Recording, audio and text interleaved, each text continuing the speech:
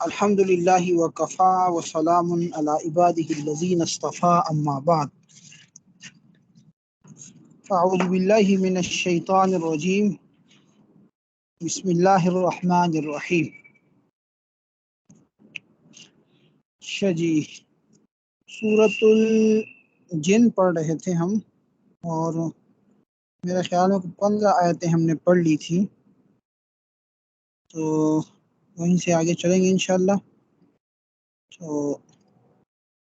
سورۃ الجن آیت ہم نے پڑھ لی تھی، آیتیں 15۔ فرمایا اعوذ باللہ من الشیطان الرجیم بسم اللہ الرحمن الرحیم۔ وَأَن لَّوِ اسْتَقَامُوا عَلَى الطَّرِيقَةِ لَأَسْقَيْنَاهُم مَّاءً غَدَقًا۔ وَأَن لَّوِ اسْتَقَامُوا، یعنی اور یہ کہ اگر وہ کھڑے رہیں، یعنی علی الطریقۃ، سیدھے راستے پر، یعنی یہاں پہ نبی علیہ السلام کو یہ کہا جا رہا ہے کہ اگر یہ لوگ، یہ جو مشرکین مکہ ہیں، اگر یہ سیدھے راستے پر کھڑے رہیں، ہدایت مستقیم کو اور صراط مستقیم پر چلیں، وہی کو مانیں، اللہ تعالیٰ کو مانیں، توحید کے قائل ہو جائیں، تو پھر کیا ہوگا؟ لَأَسْقَيْنَاهُم مَّاءً غَدَقًا، لَأَسْقَيْنَاهُم، تو ہم ان کو پلائیں گے، ماءً پانی، غدقا خوب سیراب ہو کر، یعنی ہم ان کو بڑی کھلے مقدار میں پانی سے نوازیں گے۔ ظاہر ہے پانی جو ہے وہ تمام چیزوں کی حیات کا باعث ہے، تمام چیزوں کی زندگی کا باعث ہے۔ جہاں پانی زیادہ، وہاں پہ اللہ تعالیٰ کی طرف سے سبزے زیادہ، فصلیں زیادہ، ہاں جی، پھل پھول زیادہ، سب کچھ زیادہ ہوتا ہے، فراوانی آ جاتی ہے۔ اور مکہ کے اندر تو پانی کی بہت ضرورت ہوتی تھی۔ لِنَفْتِنَهُمْ فِيهِ، تاکہ ہم آزمائیں ان کو اس کے اندر، تاکہ ہم ان کو آزمائیں اس میں۔ مَن يُعْرِضْ عَن ذِكْرِ رَبِّهِ، کہ کون ہے جو اعراض کرتا ہے، منہ موڑتا ہے اپنے رب کے ذکر سے، يَسْلُكْهُ، پس اللہ تعالیٰ اس کو کیا کر دے گا؟ لے جائے گا، یعنی عذاباً صعدا، ایسے عذاب کی جانب کہ جو کیا ہے جی، یعنی صعدا، چڑھنے والا، یعنی اللہ اسے چڑھتے ہوئے عذاب پر کیا کر دے گا؟ یعنی اس کے اوپر لے مارے گا۔ یعنی مقصد یہ ہے کہ یہ جو اہل مکہ کو یہ جو واقعہ سنایا گیا جنات کا، کہ اس طریقے سے جنات آئے، انہوں نے نبی علیہ السلام کا قرآن سنا اور پھر اس پہ ایمان لے آئے، تو یہ اس قسم کے واقعات ہم اس لیے بیان کرتے ہیں تاکہ ہم ان کے ذریعے سے ان مکہ کے مشرکوں کو آزمائیں اور یہ دیکھیں کہ یہ اس پر ایمان لاتے ہیں یا نہیں لاتے۔ اور جو کوئی ان باتوں سے اعراض کرے گا، منہ موڑے گا، نہیں مانے گا، تو اللہ تعالیٰ فرماتے ہیں کہ ہم اس کو چڑھتے ہوئے عذاب پر کیا کر دیں گے؟ دے ماریں گے۔ وَأَنَّ الْمَسَاجِدَ لِلَّهِ، اور یہ کہ مسجدیں اللہ ہی کے لیے ہیں، فَلَا تَدْعُوا مَعَ اللَّهِ، پس تم نہ پکارو اللہ کے ساتھ احدا، کسی کو بھی۔ وَأَنَّ الْمَسَاجِدَ، یعنی یہ کہ سجدے، مساجدہ یہاں پہ مراد مساجد سے یعنی سجدے کی جگہ بھی ہو سکتی ہیں، اور سجدے کے یعنی اس کو اس میں ظرف بھی مانا جا سکتا ہے کہ سجدوں کی جگہ یعنی مسجدیں، اور اس سے مراد جو ہے وہ سجدہ بھی ہو سکتا ہے کہ سجدہ صرف خاص اللہ کے لیے ہوگا، ٹھیک ہے نا جی، اس میں کسی اور کو اللہ کے ساتھ شریک نہیں کیا جا سکتا، کسی اور کو سجدہ نہیں کیا جا سکتا۔ وَأَنَّهُ لَمَّا قَامَ عَبْدُ اللَّهِ، اور یہ کہ جب اللہ کا بندہ کھڑا ہوتا ہے یعنی عبادت کرنے کے لیے، يَدْعُوهُ، تو وہ اس کو کیا کرتا ہے؟ پکارتا ہے۔ قَادُوا يَكُونُونَ عَلَيْهِ لِبَدًا، قریب ہے کہ وہ لوگ اس کے اوپر ٹوٹ پڑیں۔ مقصد یہ ہے کہ یہاں پہ نبی علیہ السلام جب عبادت کے لیے کھڑے ہوتے تھے تو یہ کافر لوگ آپ علیہ السلام کے ارد گرد اس طرح جمع ہوتے تھے کہ ابھی آپ پر حملہ کر دیں گے، ٹھیک ہے نا جی۔ تو بہرحال بعض مفسرین یہ بھی لکھا ہے، جیسے کہ آپ کو یہاں پہ لکھا ہوا بھی ہے، کہ نبی علیہ السلام جب قرآن کریم کی تلاوت کے لیے کھڑے ہوتے تھے تو یہ مشرکین مکہ جو تھے وہ قرآن کریم کی تلاوت سننے آتے تھے اور پھر ٹھٹے اڑاتے تھے۔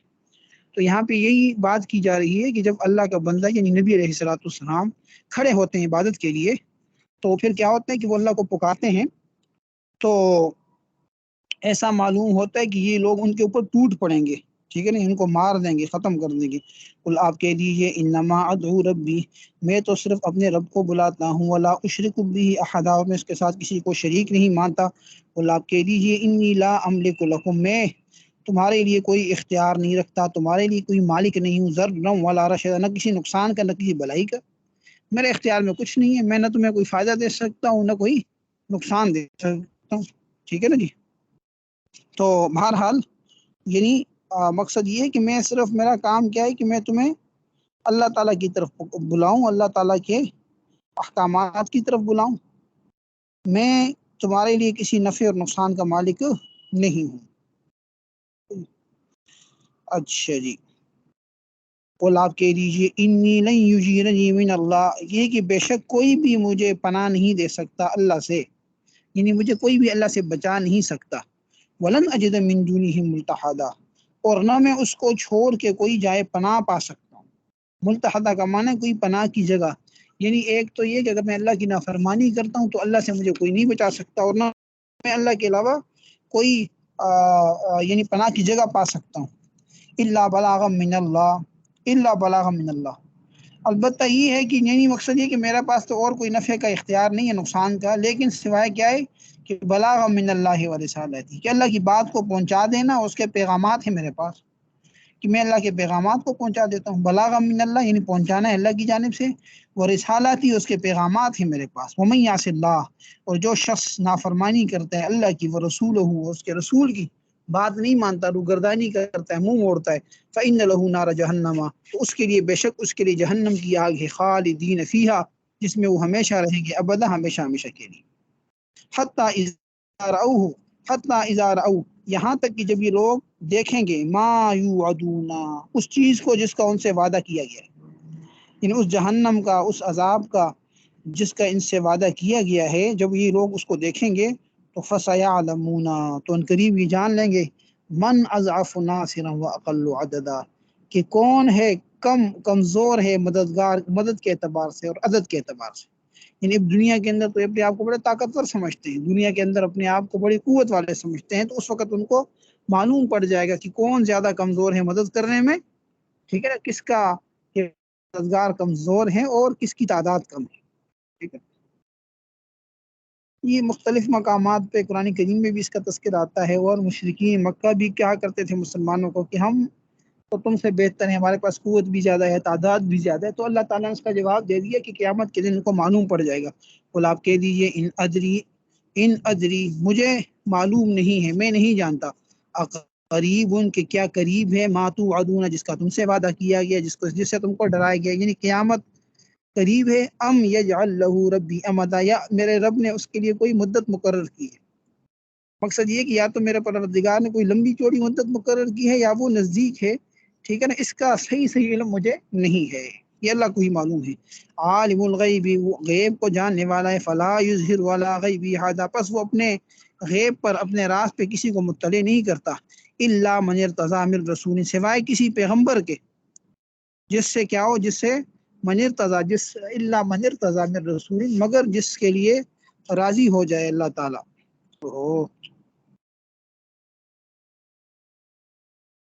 الا من ارتضی، سوائے اس کے کہ جس کے لیے پسند کرے، من رسول، اپنے رسولوں میں سے، یعنی اللہ اپنے رسولوں میں سے جس کو چاہے پسند کر لے، جس کو کوئی غیب کا علم دے دے، کوئی غیب کی بات بتا دے، فإنه يسلك من بين يديه ومن خلفه رصدا، تو ایسی صورت میں وہ کیا کر دیتا ہے، اس پیغمبر کے لیے یسلک، یعنی لگا دیتا ہے، من بین یدیہ، اس کے سامنے، ومن خلفہ، اس کے پیچھے، رصدا، محافظ۔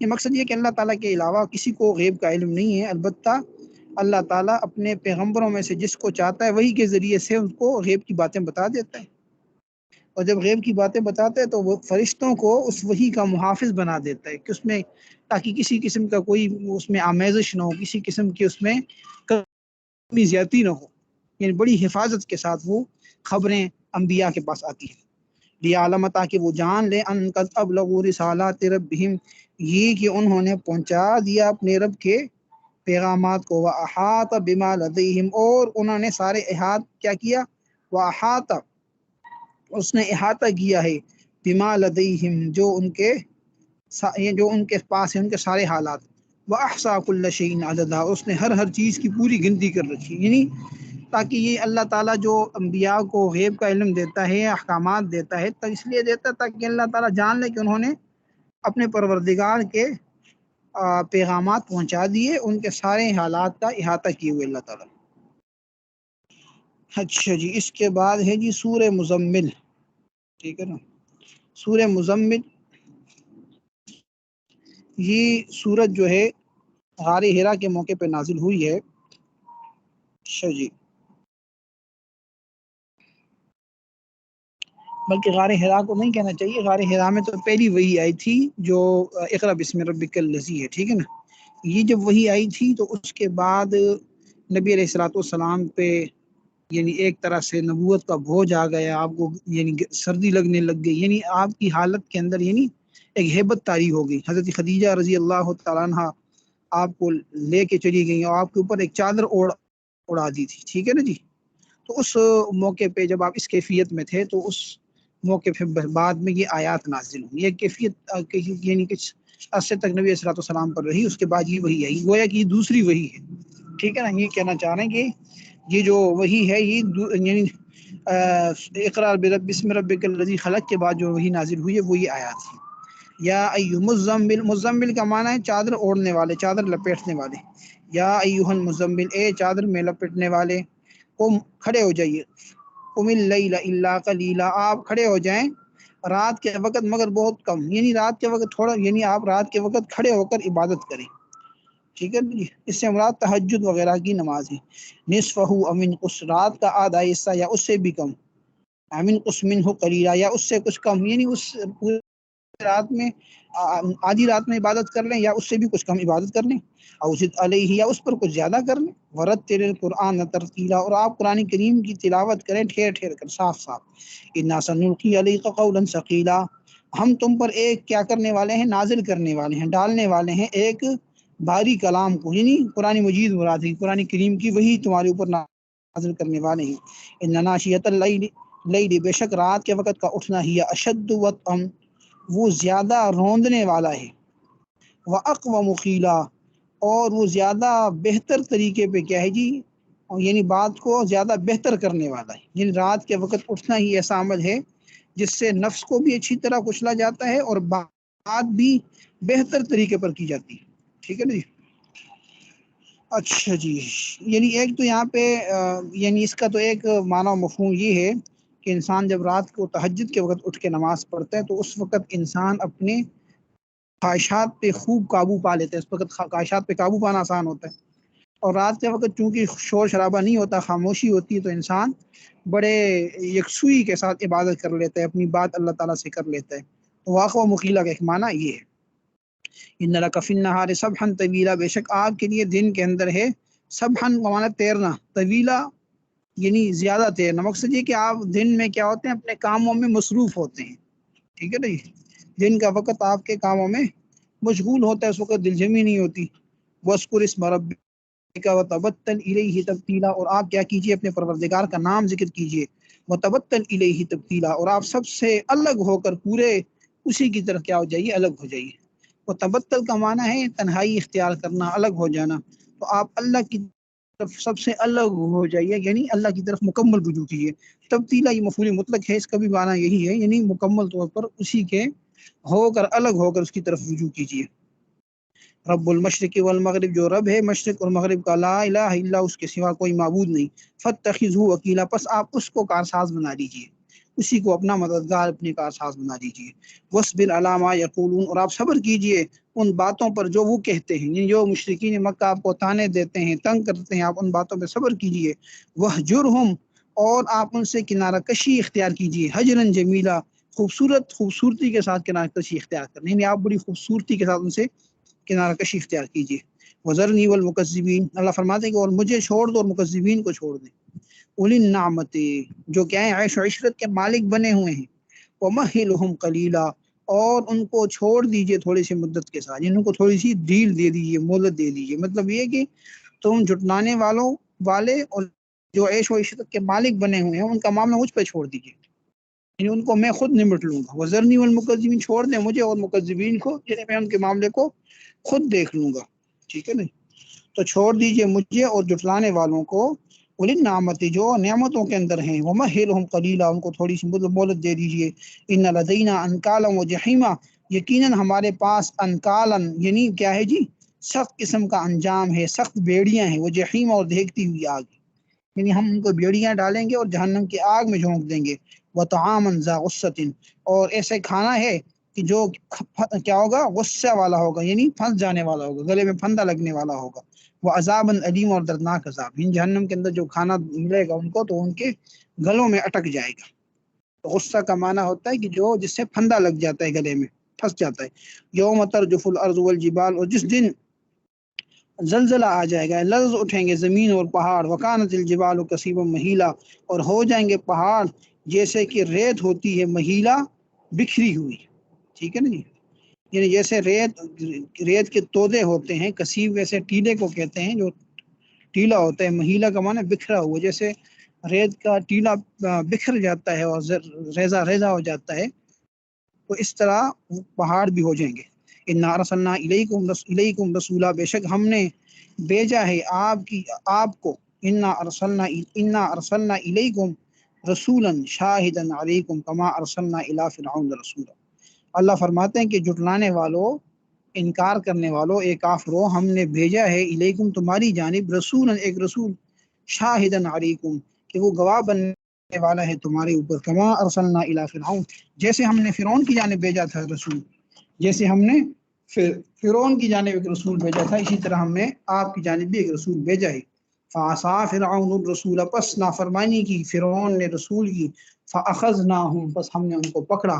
اخذا وبیلا، زبردست پکڑنا، وبال والا پکڑنا. اخذن پکڑنا، وبیلا وبال والا، یعنی ہم نے ان کو ایسا پکڑا کہ اس پہ وبال آ گیا. فکیف تتقون، پس تم کیسے بچو گے، ان کفرتم، اگر تم انکار کرو گے، ناشکری کرو گے. یومن، اس دن سے، یجعل الولدان شیبا، جو کر دے گا بچوں کو بوڑھا.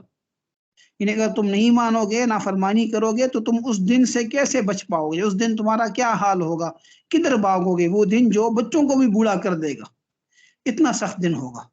السماء منفطر به، آسمان اس دن پھٹ جائے گا. کان وعدہ مفعولا، اور اس کا وعدہ پورا ہو کر رہے گا. ان هذه تذکرہ، بے شک یہ نصیحت ہے. فمن شاء اتخذ الى ربه سبیلا، پس جو شخص چاہے اپنے پروردگار کی جانب راستہ پکڑنا، وہ راستہ پکڑ لے. اتخذ الى ربه سبیلا، اپنے رب کا راستہ اختیار کر لے. ایک نصیحت ہے، جو چاہے تو اپنے رب کی طرف راستہ بنا لے، اللہ سے اپنا تعلق قائم کر لے. ان ربک یعلم انک تقوم ادنا، اور بے شک آپ کا رب جانتا ہے کہ آپ کھڑے ہوتے ہیں. ادنا من ثلثی اللیل، 2/3 رات کے قریب. ادنا کا معنی قریب، اور ثلثی اللیل، رات کے 2/3 میں آپ کھڑے ہوتے ہیں. ونصفہ، یا اس کے اور اس کے نصف رات میں. وثلثہ، اور اس کے ثلث میں بھی کھڑے ہوتے ہیں. کبھی آپ آدھی رات تک، اور کبھی 1/3 کی رات میں، اور کبھی 2/3 رات میں آپ کھڑے ہو کر عبادت کرتے ہیں. وطائفۃ من الذین معک، اور وہ جماعت جو آپ کے ساتھ ہوتی ہے، یعنی وہ لوگ تمہارے ساتھی جو ایسا ہی کرتے ہیں آپ کی جانب، تہجد پڑھتے ہیں، اٹھتے ہیں. واللہ یقدر اللیل والنہار، اور اللہ تعالیٰ ہی کیا کرتا ہے، وہ یعنی مقرر کرتا ہے دن اور رات کو. علما، وہ جانتا ہے. الن تحصوہ، یہ کہ تم کیا نہیں کر سکو گے، تم یعنی احاطہ نہیں کر سکو گے. ان سے معلوم ہے کہ تم اس کا